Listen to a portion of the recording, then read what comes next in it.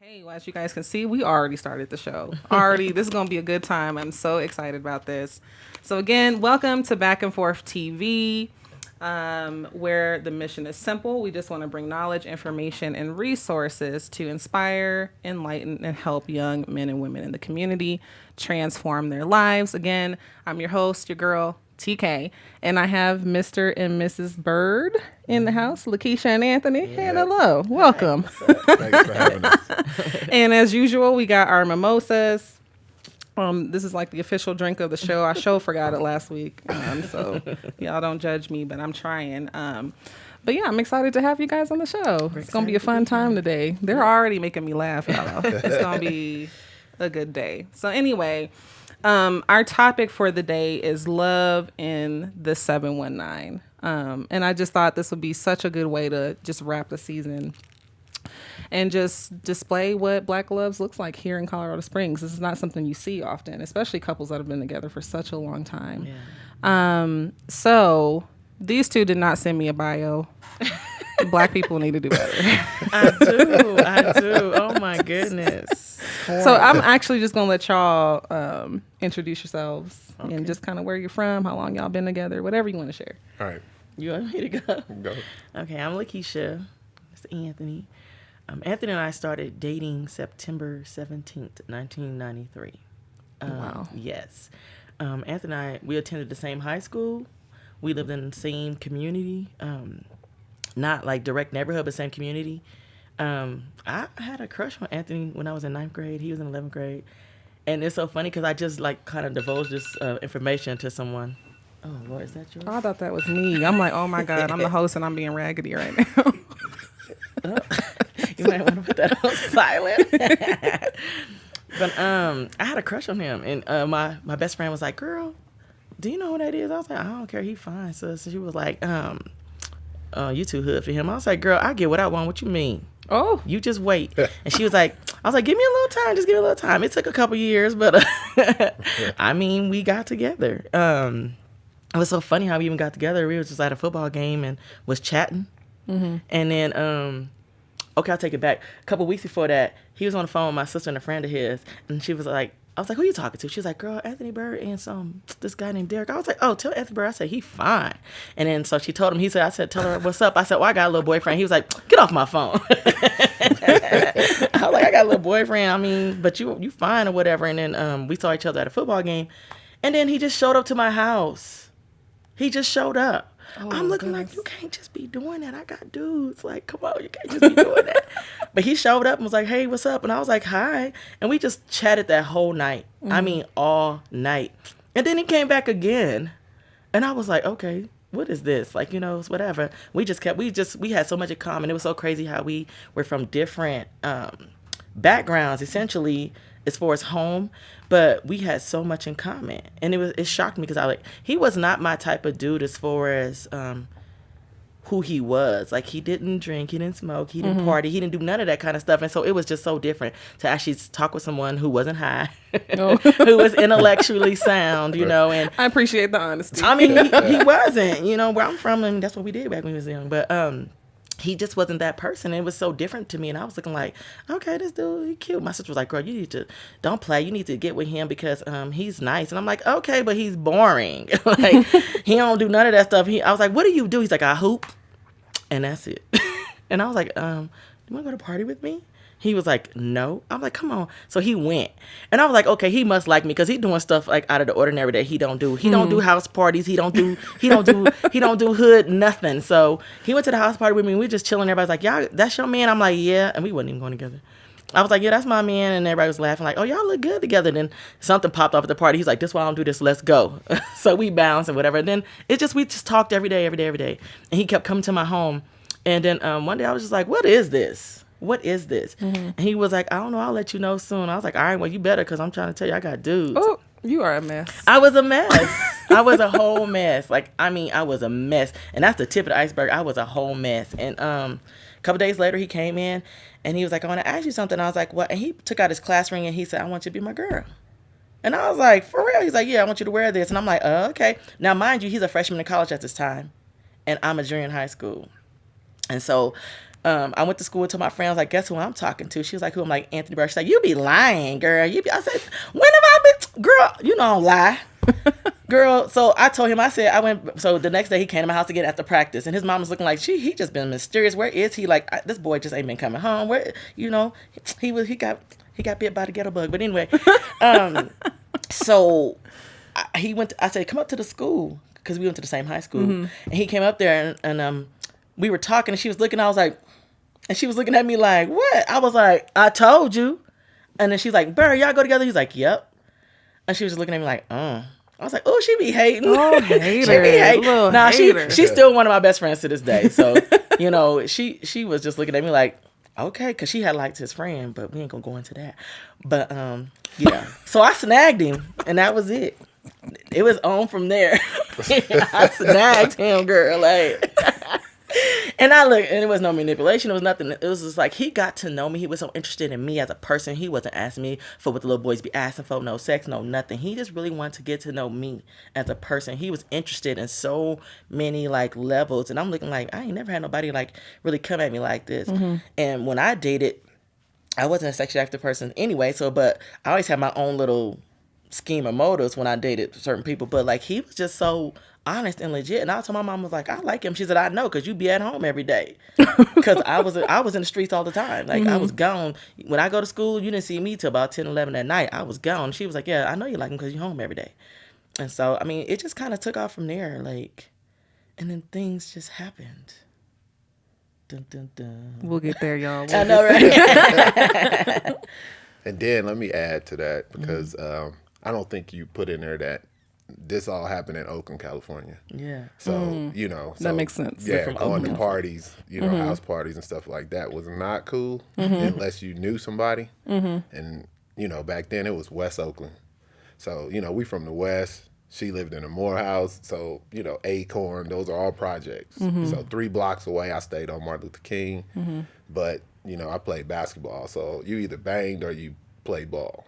So everybody knew who I was. So, I mean, nothing would pop off because, I just had the hood with me. So, but still, I didn't like being in that kind of environment. Right. So when she was like, let's do this, let's do that. And we knew a lot of people. And I'm like, why would you put yourself in this position? Like, you know what I mean? Because it was fun. And it was crazy though, but our school, McClymonds, is a school of champions. Bill Russell went there, Paul Silas went there, MC Hammer went there.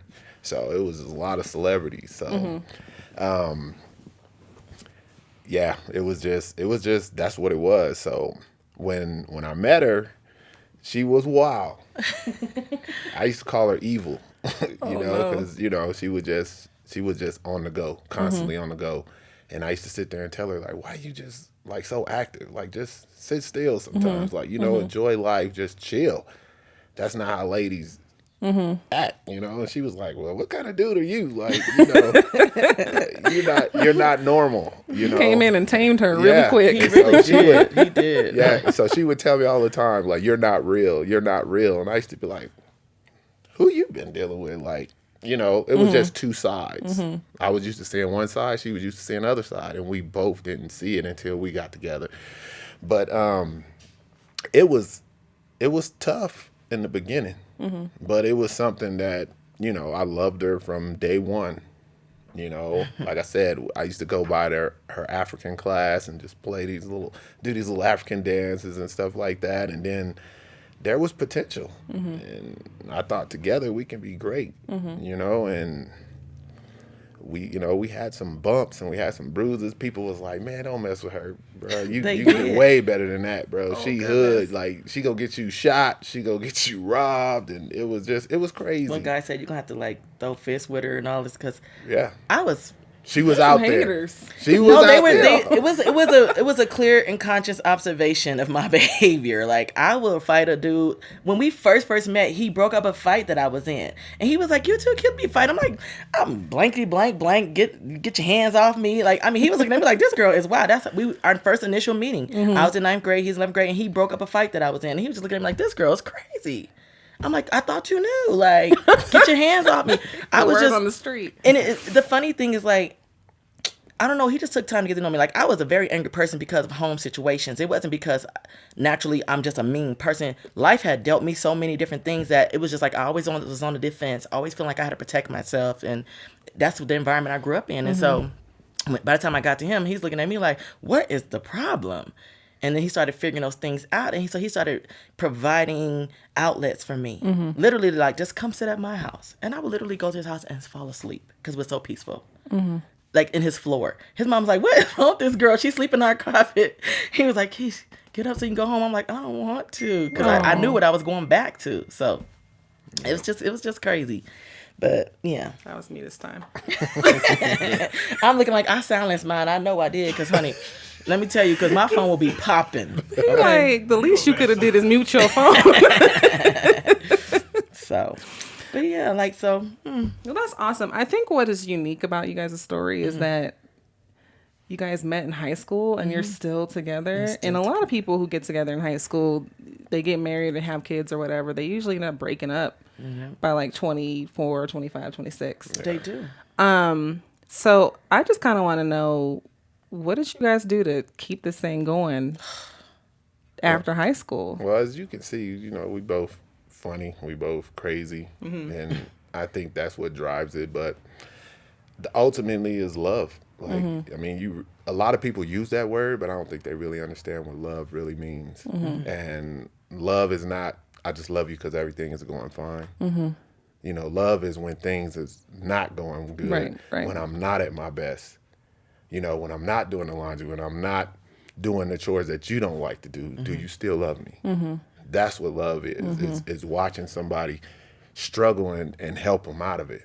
That's what love was. So that's what made me love her so much, because her doing all that, I know I didn't drink, but I can't change her. Right. I can just give her a different perspective, you know, and it's up to her to change. And so I would always throw that out there. You better than that, you know. And then she's smoking weed with my best friends, and I'm looking at him like, dude, like, what the heck, What man? are you doing? Yeah, like, you're supposed to be helping me out. We You was supposed to- getting high. You messing up my high. You doing all this. And I was like, you know, most people would have just took off and ran and just, come on, man, you know, long suffering, patience. And I don't know where I got that from, because like I said, I didn't have that. And I had my mom and my dad, but they wasn't together. My grandparents were the closest thing. Right. So it was just, you know, how would I want somebody to treat me? And I think over the years she's been that. You know, she's been my rock, like, you know, holding me down when I couldn't hold myself down. And as a man, you know, as men, that's tough. And we have to learn how to be vulnerable. And sometimes men, we're not vulnerable. We carry a lot of weight. Right. You know, women, y'all will express, y'all, you know, y'all want to talk.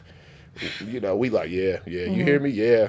So what made you be vulnerable with her? It was just it was just over time. It was over time. I'm not gonna say it was day one. Right. It took time. Because I know how I felt, and I knew she loved me, but I was just like, I didn't know to the extent. And so it just took some trust, and it took me, I had to be a risk taker. Like, you know, here I am about to give this girl the best of me, my heart. Like, she can crush it, she can, you know.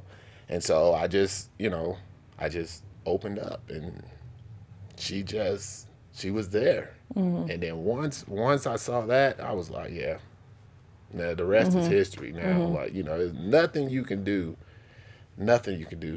to make me go away. And he know, says there's that all the nothing. time. That is so Nothing, sweet. you know. You are so blessed, girl. Girl. Like he said, he wasn't always that person.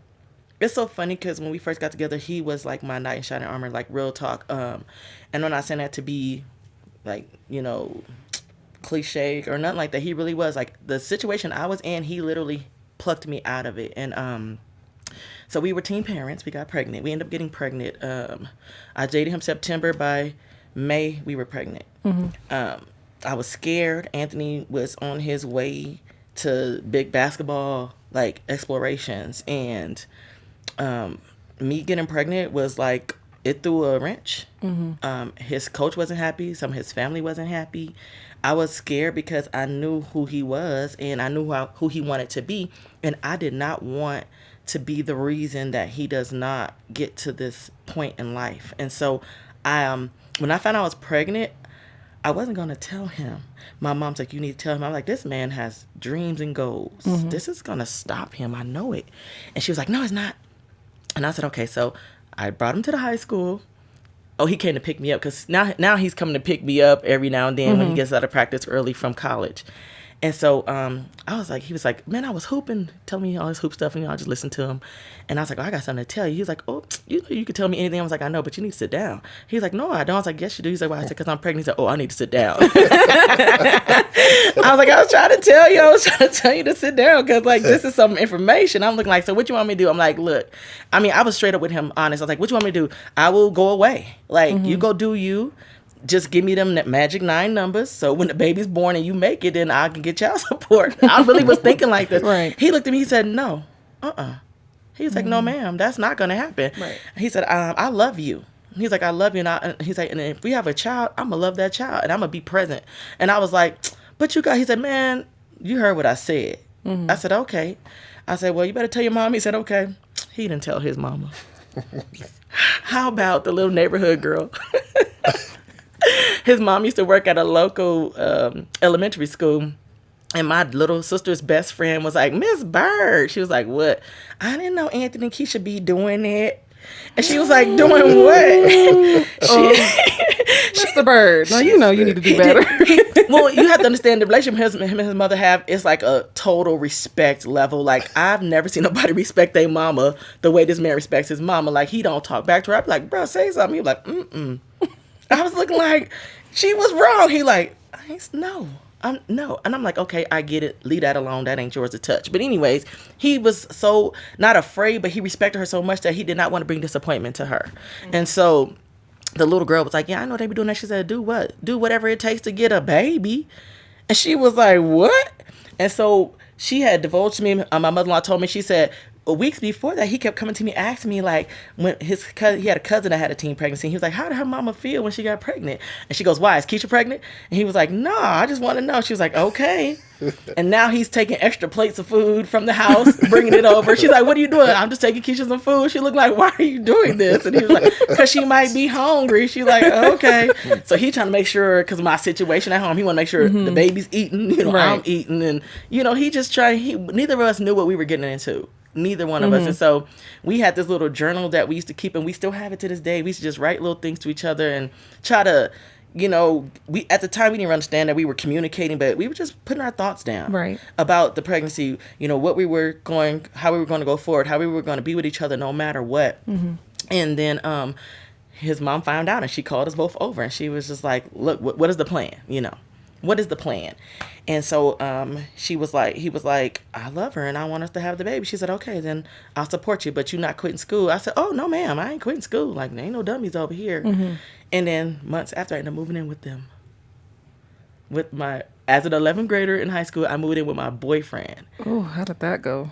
It was hard for me because as crazy as my life was at some point, I grew up in the church. And I had always set boundaries. No matter what I did in life, I had boundaries because of my respect and adoration for God. And so I felt so just not because him, like, I'm gonna just give it to you straight. I'm like, I'm a living coochie provider. Like, really, I was like, this is not the life that I planned for me. I don't care how I grew up in the hood. I don't care what the hood has designed for me to succumb to. I have vision, I have dreams that I haven't always divulged to people or told them, but I have this inside me. So now I'm looking like I'm just the next chick now. I'm what you see on TV. I'm that chick who lived with her boyfriend and he ain't finna put a ring on it. No, nothing. And this is all the thoughts that go in my head. I never even told him that kind of stuff. But over time, we had conversation about it. But I knew that I had a destiny. But now I feel like now it's so altered because of life situations. But we end up having our son. And AJ, and now he's gonna be 26 years old, has 2 kids of his own. But and so 3 months after I had my son, I gave my life to the Lord, and it threw him for a loop because we had never talked to God, nothing. Nothing. He had never even knew I had an encounter with the Lord ever in my life because of the displays that I was displaying. And I woke up one morning and I told him, I said, I gotta serve the Lord. He said, you gotta do who, what? I got to serve God. He said, what does that mean? I'm like, there is a significant call in my life. Like, I am a worshiper. Like, I have been embedded into this thing. And this is what God has not called me to this. And he was like, called you to what? I'm like, this is just not it. And so that Sunday I went to church without him, without my son. And I came back home. He's like, I just feel like you're doing this without me. I said, because this has nothing to do with you. Like, Right. this is a place that I have to learn to get to on my own. He said, but I want it too. He said, I want that too. Whatever it is, I want to learn. Teach me. And so then he went to a revival with me, and we went. And I'm in the back, just Kojic church. I'm back there just praising God. And the Spirit spoke to me and said, "Look." And I turned around, and he was on the altar just crying out to God. And I'm looking like, "Oh snap! We weren't even married by then." And I'm looking at him like, "Okay, I see what you're doing, God. I see what you're doing." And so then he came to me. He had started talking to me about marriage, and I'm looking at him like, "Oh, we so young, and they finna give us a headache." Now by this time, I'm just a senior in high school, so I'm still living with him. And he had been going through so much with his college, and they were on him like, "You got a kid? Well, you need to choose." And I'll let him tell that part of the story because that's his thing. So. Yeah. Well, before we move on, Yeah. though, I think what's interesting about, like, you kind of felt guilt and shame and stuff. I did. But there are so many females who go through this. Yeah. And they don't know how to come out. But it's important to know that you can be redeemed. You can be can. forgiven. And there's still destiny and, greatness on the other side, And God beckoned me. Because when my son was born, he wasn't breathing. And I had made this just, I ain't gonna even lie, like, falsified vow to God. Like, if you let my son live, I'll give my life to you for real. Like, in my spirit, I had spoke this to God. I didn't even say it out my mouth. And God came for them words like you said. He reminds you, He don't he? reminded me, right? And so I was like, and the thing about it is, like, even as a child, going through everything I went through, I always knew there was safety in Christ Jesus. I knew this. Didn't always know how to verbalize that, articulate that, but I knew that there was stability in Christ Jesus. And so even, when I woke up and told literally, I was laying in bed and did a whole Undertaker, like, I got to serve God. He was looking at me like, what? Did I not? He was looking at me like, what the heck just happened? And I'm calling my sister like, girl, something happened to me. Like, help help Anthony take care of AJ. She was like, girl, what is going on? I'm like, girl, I don't know. I just feel like God is like not playing with me. She was like, okay. She was looking at me like, okay. But the redemption came from in knowing that greater is he that's in me than he that's in the world. And so it didn't matter what society was thinking. It didn't matter what the church thought. When God has you in the palm of his hand, nobody can come against that. And that's something you have to have an assurance in, that it's for God I live, it's for God I die. And no matter what people think, no matter what people throw at you, no matter how people judge, you have to go strong in him. And so I had to cultivate that by reading my word, by applying the word, not just reading it, but applying it, knowing that these scriptures is life to me. It became breath to me. Like, literally, I cut him off from everything. I was like, yeah, I ain't dying, I ain't going to hell. He was like, we can't do it. No. No. And he was like, she for real. I did not let him touch me until my last name was Bird. And that wasn't like the prerequisite, because I never forced him to marry me. I didn't. When he gave his life to the Lord, his whole perception about life and family changed. And I told him, I said, we too young for this. I'm going to move out. If we want to still date, we can, but we ain't doing it. We ain't this, we ain't that. And he was looking like, okay. So I hear you.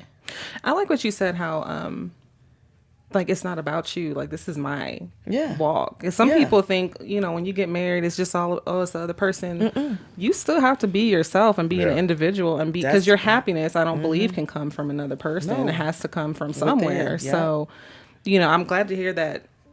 And tell me if I'm wrong. Like, it sounds to me like you found God, he followed, and that's what held y'all together? Man, he followed and he took his rightful place in Christ Jesus, because there's order. God, husband, wife, then your children. And so I couldn't lead us. I can put the bait out there, but I couldn't lead us, because that's not order. You know what I'm saying? And so as an individual woman, I could lead myself. Right. But as a family, I had to be willing to give that over to him. And as he began to progress in Christ and like learn the word and stuff, and he started praying with us and being that light that we need to be, we can look to him for guidance.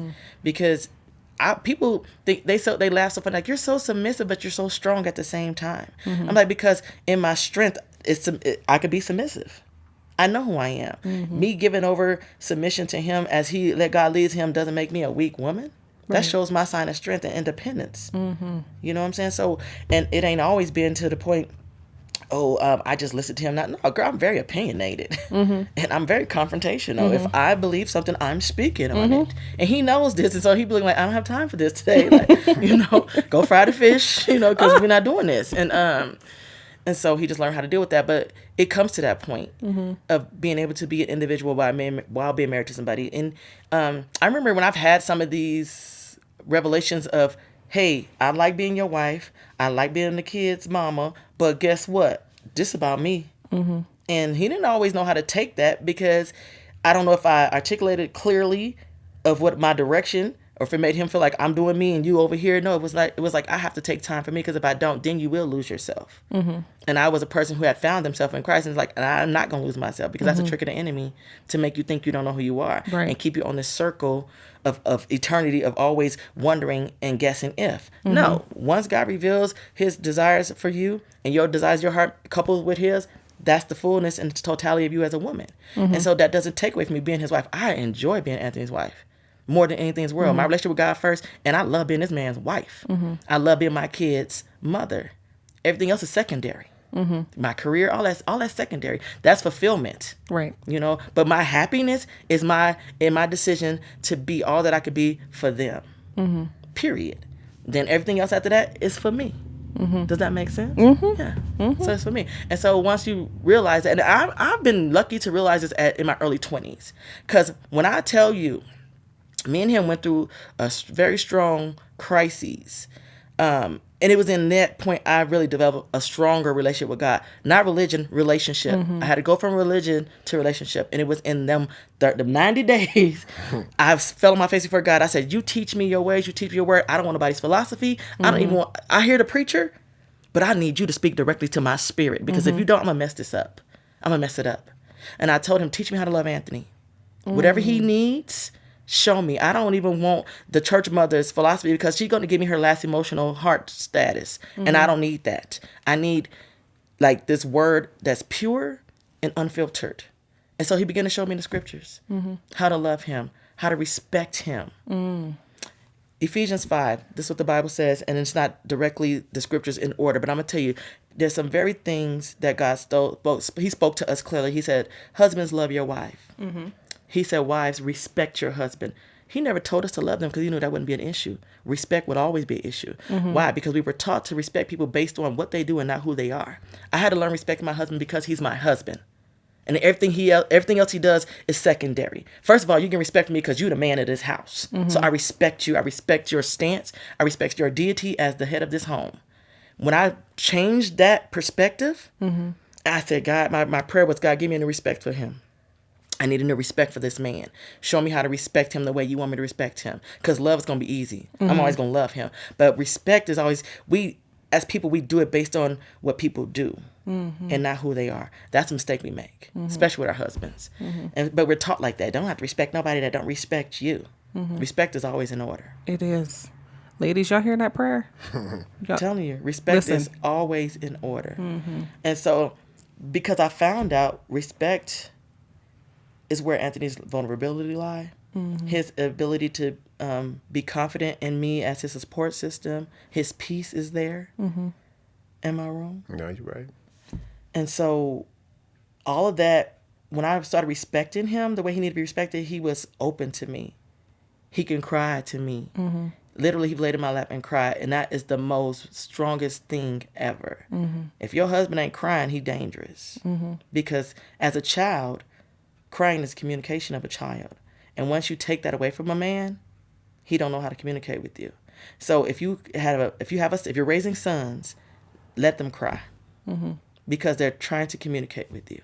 But if you tell them to shut up and stop being a punk, then they say, okay. So they found other outlets for communication. Violence, domestic violence, cheating, porn. That's true. You know what I'm saying? Violence. And so even our son growing up, we would let him cry. Have your moment. Then when you're done, come talk to us about whatever it is. And he is such a great communicator to this day. But yeah, so I learned that but God spoke to me through his scriptures. That respect thing stuck out to me. It stuck out to me, and I was like, okay, Keisha. Anthony needs your respect. And so I focus on that. And I would go to him and ask him, what am I doing that you don't like? It wasn't a control thing. I needed to get into the heart of my husband. So I'm like, what am I doing that you don't like? And so he would tell me. And I would try my best not to do it. Was I perfect? No. But I probably got it 99% of the time because I was intentional. So I made sure. And even sometimes I want to just go off on him. I would write down my feelings, tear them up, put them in the trash, and then say what need to be said to keep peace. That doesn't make me weak. That shows my strength, that I care about this man that I need to help build up. And don't get it twisted. It ain't one way. Because this is what I had to do. This is what I had to learn. And me being able to be to allow myself to compromise in that way and be the sacrifice, I saw him reciprocate. Because it's God's scripture. He tells us the sanctified woman sanctifies the unbelieving spouse, or the spouse, not woman, but the spouse. And so even during that time, my husband was trying to get to know God, but I was discouraging him because I was comparing what other people did. Oh, you need to pray like this. You need to this, that, and that. And he was just looking at me like, what? Girl, bye. Like, you doing too much. Like, I'm a man. Like, you know, and I was wanting him to be like this person, that person, never divulging that really out of my mouth, but I was showing him those signs. And he was picking up on it like, girl, you got me messed up. And he was looking at me like, I can't do this. I can't do this. I can't compete with the voices in your head. I can't compete with what you're trying to have me do. So I'm peacing out. And he left. But it's important, though, I think, that we all have our own relationship, because sometimes the church will have y'all on fighting and contention and in your home, and you know, and here's the thing, nobody in the church ever told me, oh, your man need to be like this, because when I tell you that I'm that chick that protects her husband to the fight, I will fight your mama. I mean, I'm that chick. Like, I'm serious. Like, you don't get permission to mess with my man. I'm just that person. Right. No, my kids, my mama, nobody can speak on this man. He'd be like, sit down somewhere. He'd be into it. I'm like, excuse me. He'd be like, no, I don't need you to do that. I'm like, y'all don't understand who this dude is to me. He ain't my God, but that's my dude. But they didn't say that to me. It's what I took what I saw in his potential and tried to make it happen. I ain't God. Right. I ain't God. So that was my wrong. That was my bad. Trying to help God and be his little minion. He didn't need me to do that, you know? And I needed to just sit back and pray and help him cultivate. And I didn't know how to do that because I'm a control freak. So it was like, oh, I need to do this in my timing. And he's looking at me like, what? And God spoke to me one time in my prayer time on behalf of my husband. He said, do not confuse Anthony's contentment with lack of ambition. And that spoke to me. And I said, so I've never, ever did that to him again. So if he said he want to do something, I help him. That's it. And if he don't want my help, I don't give it because I can be pushy. So he'd be like, okay. I'm like, okay. Because when somebody said they want to do something, I'm a person, I make it happen. I will, look, just give me a date. When you want to do it, let's do it. And then he looking like, this was just a thought. And now you trying to make a whole corporation of tomorrow morning. Like, we're just having a conversation. I'm like, oh, okay. I'm that chick. So I'm like, what you want to do? What? And I'm glad I turned it around because, like, back in the day, if you'd have said, let's rob bank, I'd be like, let's go. I got the mask. What you want to do? Yeah. So, I don't know, but yeah. So she said you left her. So talk about that. Tell me about what was going through your head. Like, what was happening? Well, like she said, she can be pushy. And it was just a lot. And to me, it seemed like she put the bar way up here. And I did. And to me, it seemed like no matter how high I try or how hard I tried, it's like I can't reach that bar. Right. And she's like, yeah, you can. I'm like, how you telling me what I can reach? And you're not inside of me. So we had those kind of battles, like, you know, and she's very opinionated and she's very strong. And I never took her voice from her. But at the same time, I just felt that she wasn't understanding what I was dealing with and what I was going through. So at this time, you know, we're in college now. Right. So, and she's working, but I'm going to school. So I didn't get her side of it. So I'm thinking, oh, we're out here together. We're doing this thing. I'm trying to be a student. I'm trying to be a father. I'm trying to be a basketball player. What else do you want me to do? Husband. You know, and so and it was just, it would just constantly clash. Then we became roommates in the same house. We weren't sleeping in the same bed, you know, and it just Now, got- was that your period of celibacy that this was? No, this is we done got married now. Oh, see, this We is live after in- we marriage. live in Oh, okay. Colorado. Gotcha. Yeah. Okay. so yeah, this Colorado now. So we're down in Pueblo. You know, coming from Oakland to Pueblo was already a culture shock. Right. So it was just like, how do y'all live here? Like, this is terrible. You know, I don't want to be here. This is just. It was just me, her, and my son. My son was 1 at the time, so we didn't have friends. Right. You know, we went to a church. You know, there were a lot of old people at that church. Right. So it's like, you know, I would go pray with the church mothers. I mean, when I say church mothers, like in their 80s and 90s, like, you know, and stuff like that. So it just got to the point to where it was just like, let's just keep our friendship and let's just be friends and let's just not be enemies and go our separate ways.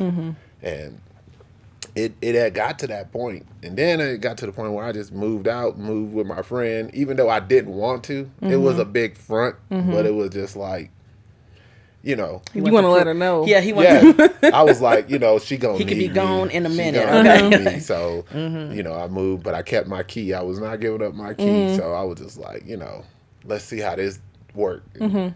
Nothing. I mean, she stayed the same. She was like, you know, I'm praying for you. I'm like, what? And I would get so mad at her, like, you know, because that's not the response I Right. expected from her. Wanted me to be hugged. And so she kept on, and then one day at that time I stopped going to church because, like you said, sometimes, you know, what people don't realize is sometimes church will mess you up. And a lot of time people think if I just go to church, everything's going to be all right. That's not the case all the time. So I just want to throw that out there because sometimes people, they really not listening to God. They looking at your situation and they want you to do what they want you to do, but they ain't going to just come out But and you tell know, you I that. would even say, like, just even growing up in my church too, like these men and some of these, they'll get up in front like their relationship, and they want to project something off on you how Yep. you should be doing it. But when you go home, It's totally their home different. life is a Yeah. hot mess. Some of these men, the way they treated their wives, Yeah. I was like, I don't want this. We went No. through that. We went through that. We went Yeah, through that. we were surrounded by that. Yeah. So, me, I couldn't just stand there next to her knowing what was going on. So I was just like, let me just remove myself from the situation. And God began to deal with me. You know, personally, he just, you know, we were there watching football. And I just remember laying on the floor and it felt like something hit me in my chest. And I heard a voice get up and say, go to church. Just like I just said that. And I looked around, I looked at my friend, and I was like, man, I'm about to go to church. He looked at me like, church? And I was like, yeah. So I got up, got dressed, and I drove. As soon as I got to the parking lot, man, it was like the enemy. He was like, man, don't go in there. Them people going to judge you. You ain't been there, blah, blah, blah. And I'm like, and I'm still struggling. Right, like, right. oh, my God, I don't want to go in here after everything that just happened. So, you know, I get up. You know, Pueblo, they had those old doors that squeaks. So as soon as I opened the door, it was like, and everybody turned and looked. I'm like, oh my God. And then everybody turned and was like a choir. And the devil was like, see, they judging you. And I just put my head down. I didn't know my wife was up at the altar in the front crying. And 10 minutes before I walked in, it was a guest speaker. And he called her up and said, God is dealing with your husband's heart right now. 10 minutes later, I walked in the church. And so when she turned around and saw me, she was just, you know, crying. And I knew she was praying for me because, you know, I was just, the way I was thinking now, I started thinking, well, nobody cares about my feelings and what I'm dealing with and, you know, pressure. And I didn't know how to verbalize all that stuff at the time. And so, and I knew it was her prayers that was doing it. And then after we got back together, it just really gave me a different respect for her. Because most people would have been like, I'm out. I ain't dealing with this dude. Like, you know what I mean? I can find somebody else. I can do this, you know? Because I'm cute. You know? And just, you know, and I just think that people, we're selfish sometimes, you know? And a lot of times people don't like using that word, but we just have to call it what it is. Sometimes we're selfish. And see, to me, I felt like I was selfish. So I felt I can remove myself and just, you know, it was a marriage. It's a together thing. It's not a one person carry all the weight and do this, you know? But she didn't give up. Even when I gave up, she didn't give up.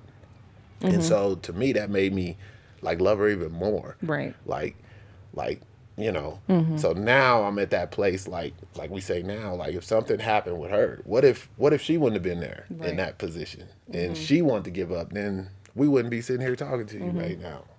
And I think that's just how we gotta understand when you go through marriage, because nobody gave us a blueprint, nobody gave us a book.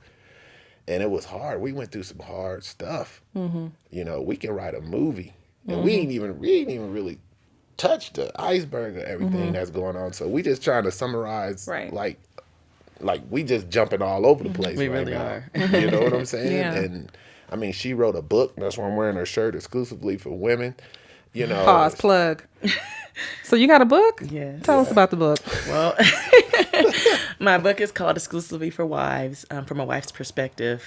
I've been married a long time. I got married at 18 years old. Nobody told me anything. Everything I know about marriage, I learned through God's word. Right. And watching other people, what not to do. But I wrote this book. I actually released it last year, August 2019 last year. But it's pretty much just things that I learned in marriage. I believe that people shouldn't take marital advice. I just don't think you should. Because advice, like I said, is always based on your own personal experience. I give tools. And from those tools, you can do what you want to do with the tools. And so in the book, it's pretty much a reflection series. I talk about some of the things I've learned and I ask questions. And so it just makes people think. And so before I even put it out there, I let him read it. And he was just looking at me like, babe, I said, what? He's like, am I these things for you that you wrote in this book? I'm like, yeah. He's like, okay, I'm just making sure. I'm like, all right. And so he was like, because this is good. Like, you know, for him to, he's like, it made me stop and pause and think. I'm like, that's what I want to do. I don't want to give advice. So that's what it's called. You can get it on Amazon, $15. Or you can, if you want an autographed copy, hit me up. Do y'all hear the wisdom coming up off this woman? Okay, go get that book. I'm going to have you back on and talk about your book. Yes, absolutely. And it's not a long read because I hate long reads. It's literally like throw it in your nightstand. Okay, forgiveness. I'm struggling with forgiveness today. What does she say about forgiveness with this marriage? Boom. Okay, my husband needs affection. What does she say about that? You know, intimacy. Oh, let's talk about that. You know, so I just took some topics, and part 2 will be coming out by the end of this. Early part of 2021, and I have another one coming out exclusively for mothers. So I'm doing a whole exclusively series. If it's kind of like the chicken soup for the soul. You know, yeah. Y'all get it. I'm gonna get it. I'm gonna go read it. I feel like so. I mean, one thing that I love about my particular podcast, you know, I actually just myself as the host, I walk away learning so much from everybody that I have on the show. So it's great. Yeah. One of the things that I love about what you guys are both saying is that you talk to God about each other. Yeah. You know, okay, Lord, how do I approach this? Or, you know, and you said that God was dealing with your heart during that time. So I really think that that's just amazing that God is literally the one who led you guys through. I'm telling you. Everything. And also, praying, like I said, I pray. I'm like, God, teach me how to deal with this woman that you gave me. You know, like, because He's the creator. He knows all. He knows more about her than I can ever know. So that's just like your vehicle. If your car is a Ford, you ain't gonna take it to no other company. You're gonna take it to who made it. You know, and that's what the key is.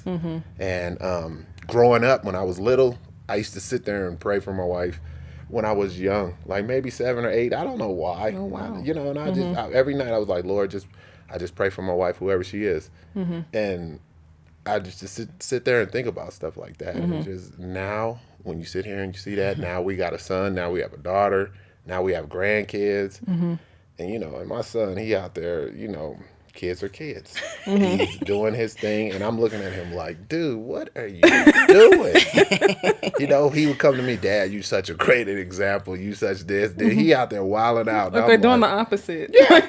And I'm like, That's that. The scripture says, train a child in the way he should go. When he's old, he won't depart from it. So he's in the dash part of You know, he's living his dash right Yeah. now. He'll get But it past goes, that it goes phase, back yeah. to that love. Like you gotta love people, not just because just my son, I love you. He'll find it. He gotta choose his own path. He does. And I just think as individuals, it's 100%, 100%. Because I always used to hear people say 50-50. But if I'm giving you half and you giving me half, then we still empty. Right. And then a lot of people, they don't talk about like sex. Marriage, I was getting there. You know what I'm saying? And Listen, because it's different when like when taboo. you like when you're like intimate with a individual and like, well, my wife is different. It's not just sex. It's just like, I don't know. It's like the Bible said, two becoming one, and it's fulfillment. And I see why he added sex in marriage, and that's why it's only for marriage.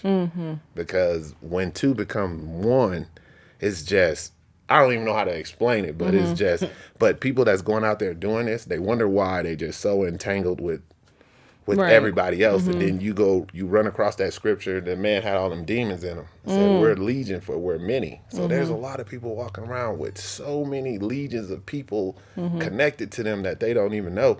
And they wondering why they still tripping off their ex and all this stuff, or they're in abusive relationships and they can't shake it. Oh, girl, I still smash my baby daddy or my baby mama, and I'm doing this, and you're still connected to that person, and God never designed it to be like that. So in the bedroom, that's why I said, the bedroom is undefiled. And I used to be that type, like when we were married, like, you see a lot of stuff, like, hey, let's do that. I'm like, I don't know if, like, we supposed to be doing that. Like, you know what I'm saying? Because the devil will take what God created and pervert it. And it was never designed for that, man. And that's exactly what I was about to say. I think people have such a perverted view of sex. And it's, just this hit it and quit it, smash one night, Right. I'm over here. And even in marriage, like some people just Unfulfilled. really perverted and don't understand like what it's really for. It's for y'all to connect, Yep. And so how is that? So obviously you guys have been together since you were in high school. And based off what you're telling me, it seems like you're not the same people you were. No. No, man. So as far as, sex is concerned, how have you guys changed like over time? How has that played a role for you? I'll tell you, when you're young, you're focused on the physical. Because that's what everybody tell you. You're trying to learn different things, positions and stuff. Oh, I'm gonna try this on her. I'm gonna do this and that. You're involved in the physical side. As you progress and you learn each other, intimacy will take place, and then sex becomes the ice cream on top. So you're experiencing intimacy throughout your day, throughout your life. Like, I can sit here and have a connection with him on this couch, Right. and none of y'all will never know it because of the intimate connection that we have. And then sex is just, because of our intimacy, this is going to progress. And people do the opposite. They have sex and then they're looking for intimacy and it doesn't happen. Right. Because the physical is already taking place. And so when we were younger, it was totally physical. Totally. Because we didn't know about intimacy. Right. Because we didn't even give each other that time. Now, I will say we had some very intimate times that we didn't even know was intimacy. Like, literally, I could talk to him for 5 or 6 hours. We would talk, we would write, we would dream, we would talk about progression, what we would do when we get older. That's intimacy. A simple forehead kiss, a text, I love you, I'm thinking about you. That's intimacy. Right. That's taking time to adorn the one you love. And so now that I think about it, from the times of being young to now, we've always done that, but now it's intentional. We make sure that this person is feeling loved outside of the sheets. And don't get it wrong, we love what happens inside the sheets. Right. But you still want to get it to the point of already being there, not having to work that up. You know what I'm saying? So, like, literally, this is a little discreet, a little bit, but, like, if I get to bed with him, he ain't got to get me ready. I'm ready. Because you done already loved on me. The whole day, or if not the whole week, or however, whenever we decide we want to do it. We do it as much as we want to, or as less as we want to. We don't have no time like, oh, you got to do it 6 times a week. Girl, bye. Whose body can even deal with that at 40? So, Tired. and I'm 43, and he's 45, baby. Listen, I got arthritis in this right knee. So I'm like, sir. sir, you want to go? You gonna have to go get a ice pack. Don't play with me. But it's up to you. This is why I say you can't go based off what everybody tells you or what you think. But I will say, intimacy is important. If you want to experience a good sex life, intimacy is important. And so then you don't have to go looking for sex because it's gonna come. Because then now you gonna, as a woman, if a man is being intimate with you, you're gonna chase him. Because now you feeling like, man, I appreciate you. I mean, small stuff like I come home, you cook dinner, the house is clean. Oh, you definitely gonna get some. Because now I ain't gonna be tired.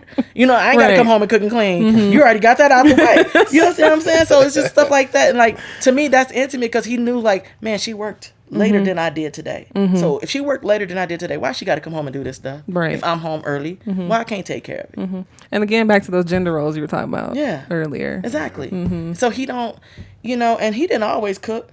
Over quarantine, he became an actual quarantine chef. I was like, look at my little quarantine chef. Got the recipes. Right. But like he's always like cooked little small things here and there. When he learned how to do something, he will to death you with it. I mean, like you're gonna eat tacos. I'm the same way though. Listen, you're gonna eat tacos probably 2 times a week. You be like, thank you. You know, so he gonna do it to death. But I see, like, even my husband just recently lost his father, and I've been so intentional trying to take care of him. He has not come out of take care of Keisha mode. And I'm looking at him like, baby, no, I'm supposed to be taking care of you. I'm at home. I'm like, the house is clean. So I'm like, when did you have time in your mental to even do this? Because it's just who he is now.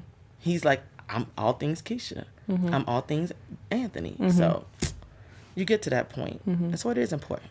But sex is wonderful. Child, listen. Okay, that's my boo. I'm like, I'm looking forward to it. Lord, send him, please. Anyway. So what I want to know about from you guys is forgiveness.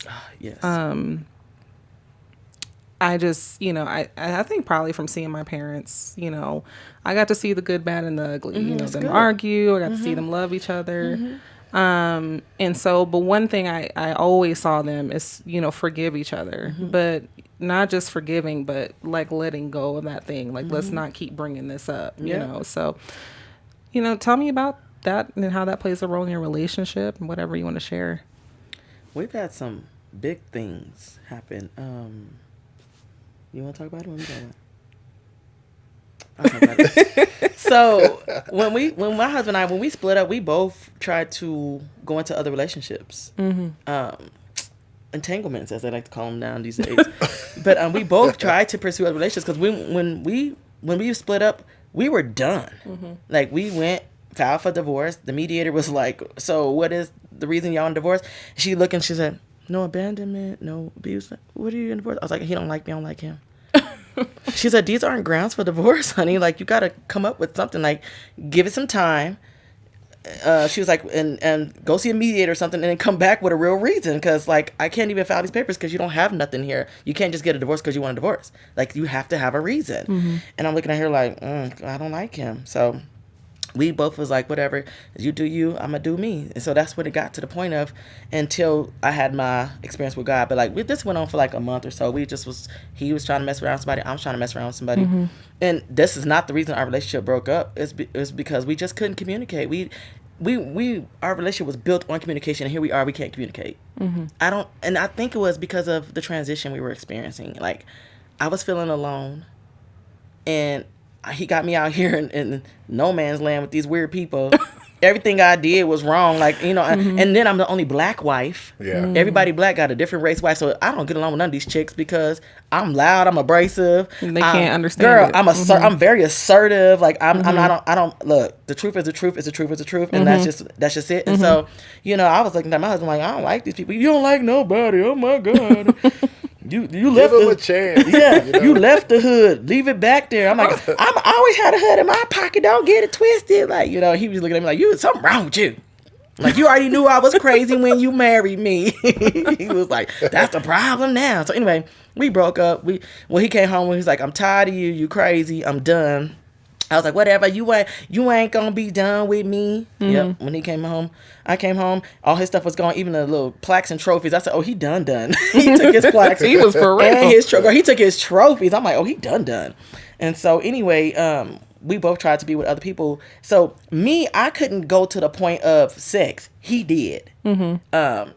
But here's the crazy part. Like, I knew it. I could feel it in my spirit because God. Listen, I called him when I said, "Look, I can smash anybody I want to. If you don't come over here, girl." He was there in like 15 minutes. He was not playing with me. He came over. He was like, "I'm like, we gonna get this popping." But in the middle of it, he stopped and looked at me. I said, "He slept with that girl." I know he did. I could just feel it, and because he couldn't go all the way with me.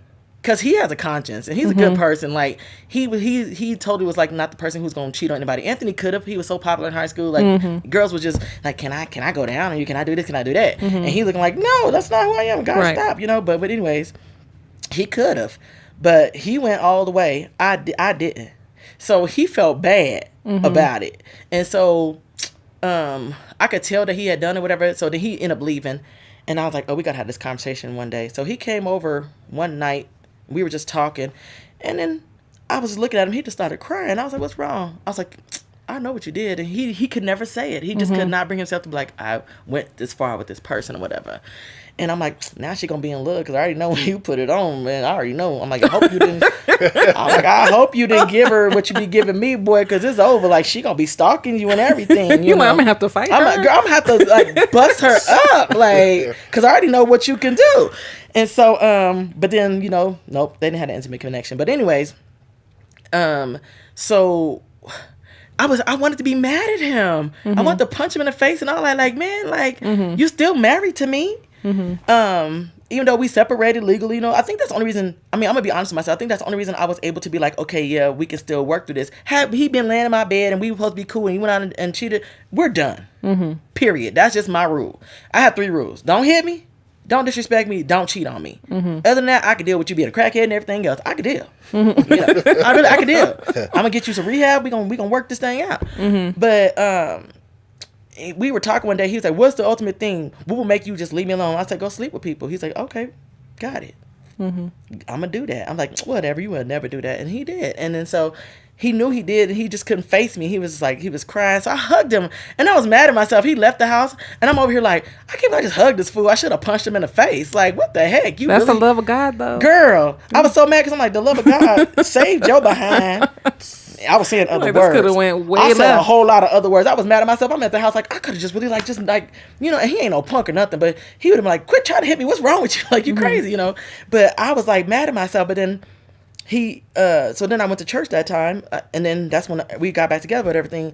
And then he never still to this day could say, I did that.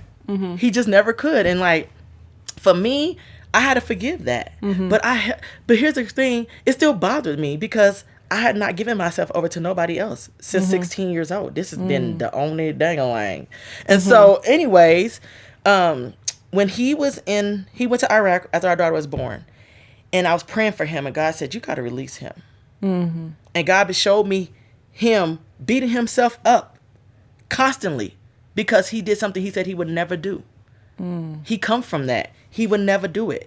And so he come home from Iraq, and he just looking at me. And all I said to him was, I release you. And the tears just flowed.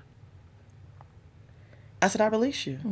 And I never bothered him about it again. And that was 2004? Five? I've never spoken of it again. There's no need to, And at the same time, we were separated. So it was entanglements, right? Right. And then he was like, are you going to do that? So when we got back together, he's like, are you going to go out and do that? I was like, I don't know. I was just playing with his head. I would never. I just can't. Intimacy is important to me. And so when we went to California one time, I was like, while we here this weekend, I'm probably going. He was looking at me like, okay, like you well within your rights if you want to. Like, I would not break up with you or leave you because, and I was like, I'm not going to do that to him. But I had to make him think like me, and he hated me because where I'm from, like he knew my type of dude. So I'm like, I'm going down here. He's like, why are you going down there? I'm like, cause I am. No, he was worried. Like, poor he thing. was worried. Yeah, he was worried. I mean, he understood. He was telling me I was well within my rights, but at the same time, he wouldn't want me to do that. I'm not gonna do it. It had nothing to do with him. Me, I respect myself too much, and my relationship with God to me is important.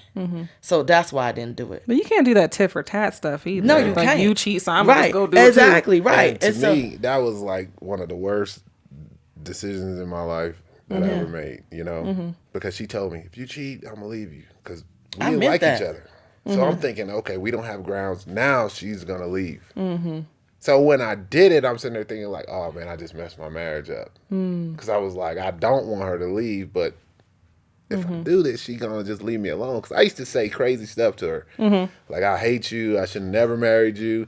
She was like, you just said that. You still my husband. I'm like, oh, would you just go away? Go away. Like, You like, know could you what I be mean? mad about Yeah, something? go away. Like, you know. Because he's used to me being confrontational, Right. acting crazy, and I literally changed before his eyes, and he's looking at me like, And I would see a book like praying wife. Oh, now you're a praying wife. I mean, I used to be the devil. I'm telling you, Yeah. like, my mouth, I learned, you know, I learned. But, and like she said, I couldn't face the fact to tell her that I did that because like I betrayed her and it hurt so bad. And I was just like, why did I do that? Like, it was almost like devil used me and just threw me away. And I was like, how do I recover from this? I didn't think, I really thought my marriage was over. And I was just like, man, I'm done.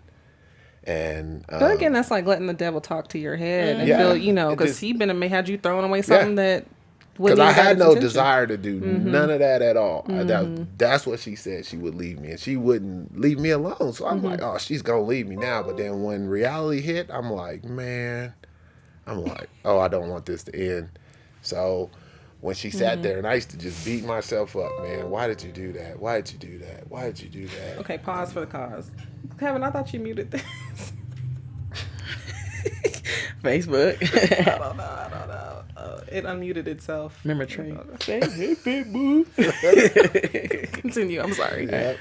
But then I had to forgive myself, like, you know, because I would beat myself up. Like I said, the thing that I said I wouldn't do, I did it. You know, and it was just like, So her saying she released you, what did that do for you? oh man, it took like the gorilla off my back, like you know, because I knew over time when she says she does something, she do it. You know, she don't just waste words and just say stuff just to say it. And so it just, and I would always tell her like, you know, you can go get me back, like you know. She was like, why do you keep saying that? Right. I'm like, because I would feel more justified if she just did that. That's how I was thinking. Like, you know, like I did that to you, so now go ahead. But she didn't You get know, what you wanted. but I didn't really want her to go ahead, but I was Right. like, go ahead. I wouldn't blame you, Right, you right, know? right. And so, you know, forgiveness is tough, man. And I think a lot of times we have to forgive ourselves first, and that's what we struggle with. Because we be like, oh, I forgive you, but then you don't forgive yourself, and then you just, it was constantly torment. It was torment after torment after torment, and it was bad. He would literally find things. He would sit and think about things and find things so he could feel he wanted me. I kept appearing too perfect to him as his wife. Like when I say I'm intentional, I'm intentional. He would like literally go back and find things. See, you did this and you did that. If we were in an argument, I'd look at him like, that was in 1990. I can't deal with like literally I'd be like, okay, so you're just trying to find stuff to justify and so you don't feel this monkey on your back. But at the same time, I was contributing to it because if I forgive you, then why am I beating you up with it? Right. If I'm going to forgive you, I need to forgive you. And then also, you know, he also put himself in a position where he started to help me heal by just showing me like, I'm just not who I am. Like this act I committed is not me. So at some point, please, like, forgive me for real. And I had to do. So the reason why I couldn't forgive him because I couldn't extend him the grace that I wasn't willing to give myself. And so I had to forgive myself about certain things. And once I was able to do that, I was able to release him. So you can never give somebody something that you're not willing to give yourself. And so that's why forgiveness is hard for some people. Because they feel like you don't deserve it. I don't deserve it, neither do you. So Y'all are so deep on here today. Oh my goodness. it's real. But Like, I mean, I love the fact that you were saying that God showed you him. he showed me him. And you said he was just saying to you, like, you have to let him go. I mean, yeah, I saw him being tormented, and I was like, I don't want him to live like that. I wouldn't want to live like that. And so, literally, my daughter was like 6 months old, and my husband came home, and he was sitting on the bed. I could see it. He was sitting on the bed, and his head was just down, and I went and rubbed his bald head, and I said, babe. He said, yes. I said, I release you. And he was like, oh, my God. And he just, the tears started flowing. He just held me. And I just let him hold me until he was done. And after that, he was like, maybe we could be best buddies again, you know, like. So, but this had been going on That happened in 1998. Yeah. And here it is 2005, and I'm still tripping. Oh, several. So he was been tormented for a while. 7 years. Wow. 7 years that I had still like, and you did that, and you ain't perfect, and you did that. And God was like, you ain't perfect either. It's a little upset. I mean, he probably said it like that. And but I you feel know. like men take things like they, they're not going to be outwardly emotional about it, but they really internalize, things carry that a women, lot. And they act out too. You can tell it's like certain things. Sometimes he didn't want to see me. Sometimes he didn't want to be near me because I was a constant reminder of what he did. Because he didn't know when it was gonna come out my mouth, right? Or when I was gonna pop off. Because I'm like, oh, remember when? Don't be trying to act like, oh, remember when?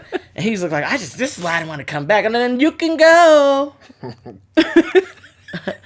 And he was looking at me like, Jesus, this woman. Y'all are silly. Oh my goodness. So tell me, because we got to wrap soon. Yeah. But what do you love about each other? Oh my God, girl, you better go first because Man. my list is long.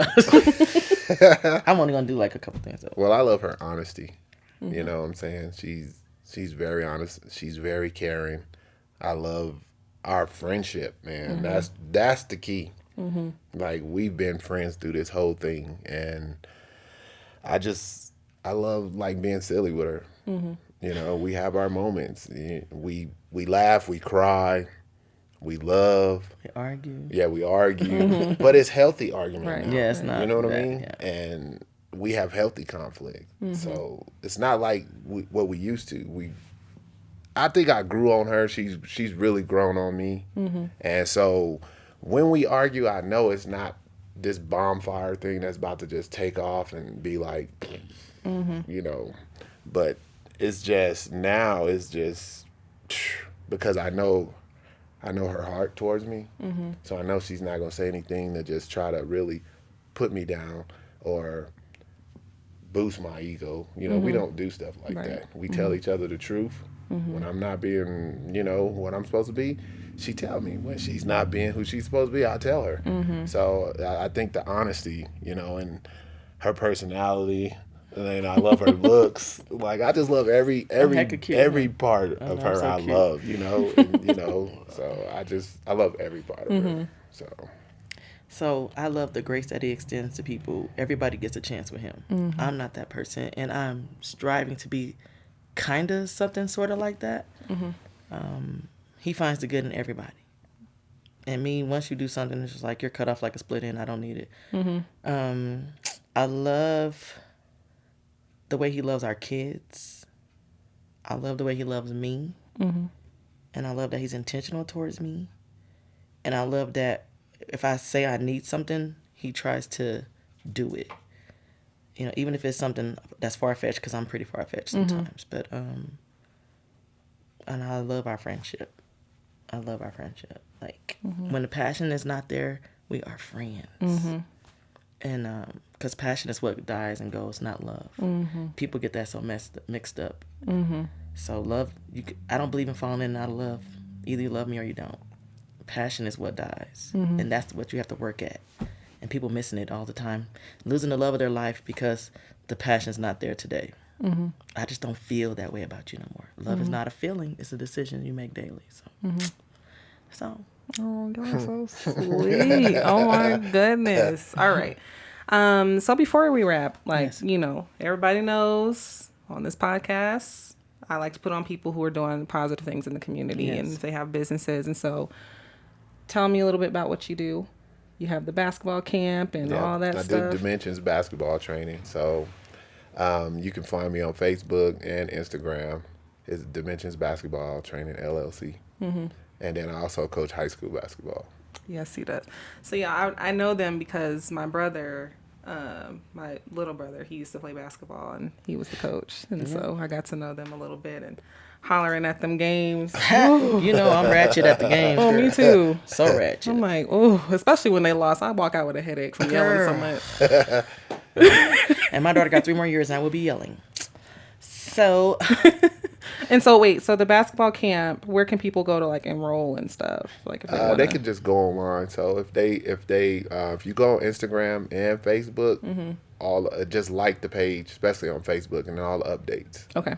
Because right now, I'm transitioning from James Irwin to Vanguard. Mm-hmm. So all my training and camps were at James Irwin. Mm-hmm. But since I'm not there, it's just transition. So Okay. Yep. All right, so y'all make sure y'all follow that page. Keep up with it's really good for the kids, and he's a really good coach. He is really good from what I've seen. Yes. He's really good. So And a great developer. So I have a braiding business, Braids by Keisha. I recently just got a suite. You can go and find me on Instagram, Braids by Keisha, on both Instagram and Facebook. And if you wanna, I have a link for my app, which is Vagaro, and you can make appointments through there. yeah, she does some really amazing braids. My braids is all. I'm that. too tender headed though. Girl. I'll be crying. But see, the reason why I stay so busy is because people, they say they cry and they come to me and they're like, oh, you don't even braid tight. Like, you don't have to braid tight to make it cute. I'm gonna come then. You should. But yeah, come I at me. definitely. I know. I'm since a little kid. Like then, my parents got this picture of me. My mom trying to comb my hair, and I'm grabbing to the bed like Aw. just crying. I am not good at getting my hair done. I hate Tell it. you, I can hook you up some box braids. So. Okay, I'm gonna get on. So yeah, make sure y'all get with her, Yeah. and then also go buy her book. Yes. And stay tuned for the second one. Yep. And so yeah, that's pretty much a wrap. Make sure you guys, if you have not already, please go like and follow Back and Forth TV on Instagram and Facebook. Okay. I'm working on a little vlog series. I'm trying to get in the habit of being more on social media. It's definitely a new. Yep. Even though I ain't even that old, I just don't. I be acting like an old person. You just ain't into it like But I that. just Girl, I so had it's to. a whole task. But so stay posted. If you want to become a sponsor or be a guest on the show, go to backandforthtv.com. And go to the become a guest, become a sponsor page and fill out that information, and I'll get back to you on that. Yeah, and then also hit the notification button so you know when stuff is coming out. And so that's pretty much it. And then as usual, I like to close with a scripture. Okay. We are going to do John 13, 33, and 34. Wait, is this the right scripture?